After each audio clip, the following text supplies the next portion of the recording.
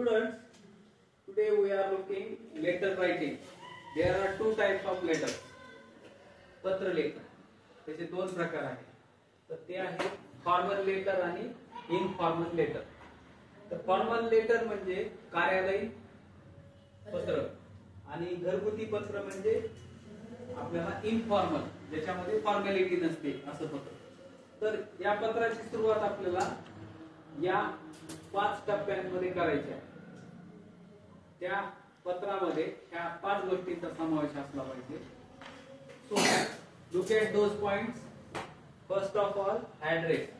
You have to write sender's address. When you start your letter, that time you have to start with address, पत्ता. Sender's address, पाठवणाराचा पत्ता. त्यानंतर 2 नंबरची गोष्ट आहे सॅल्युटेशन. सॅल्युटेशन म्हणजे अभिवादन, म्हणजे डिअर, रिस्पेक्टेड, जे काही तुम्ही आदराने त्या व्यक्तीला बोलणार तर ते सॅल्युटेशन तुम्हाला इथे लिहायचं. त्यानंतर तिसरी गोष्ट आहे ओपनिंग पॅराग्राफ, सुरुवातीचा परिच्छेद, त्याला इंट्रो पॅराग्राफ सुद्धा म्हणतात.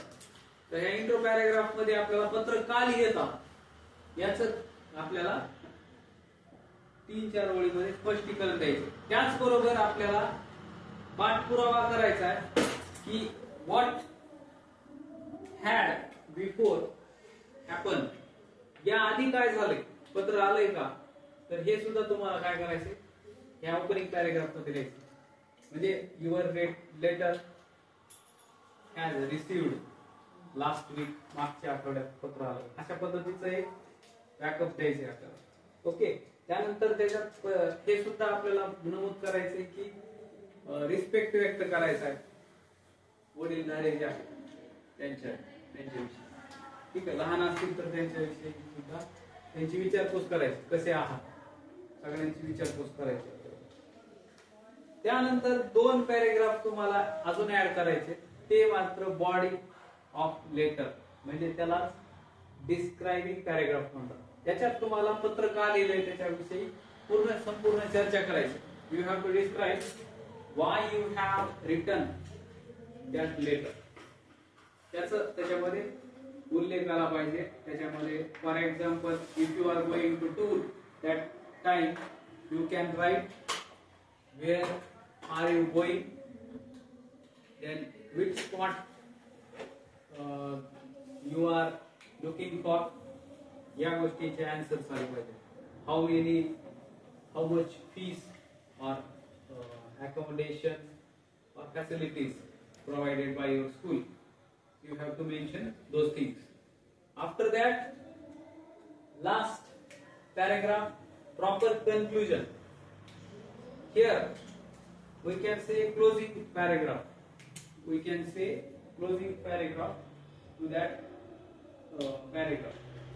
तर त्याचा योग्य समारोप आपल्याला करायचा आहे की फायनली तुम्हाला सांगायचंय की प्लीज गिव्ह मी परमिशन, किंवा एखाद्या अधिकाऱ्याला पत्र लिहिलं असेल तर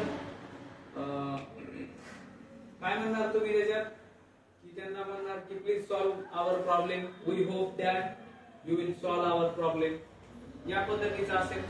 किंवा घरगुती पत्रामध्ये जे तुम्ही परवानगी मागायला त्याच्यात तुम्ही काय म्हणणार की please give me permission for the tour. आणि त्यानंतर तुम्हाला एंड ऑफ लेटर या पद्धतीने करायचंय की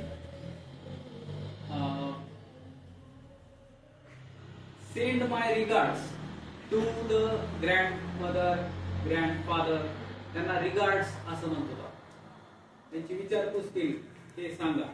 त्यानंतर give my love to the elders, youngers, म्हणजे लहान्यांना माझे प्रेम सांगा, या पद्धतीचं कन्क्लुजन करायचं. That's it.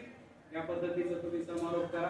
आणि शेवटी परत एक सॅल्युटेशन असतं, त्याला सॅल्युटेशन म्हणून किंवा कन्क्लुडिंग वर्ड्स म्हणतात, कन्क्लुडिंग वर्ड्स, त्याला आपण म्हणतो युअर्स.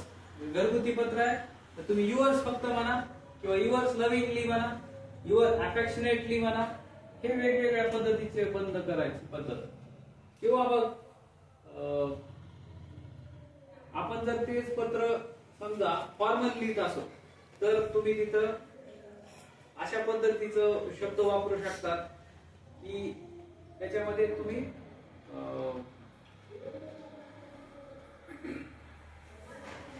युअर्स एवढं सुद्धा लिहू शकता. ठीक आहे.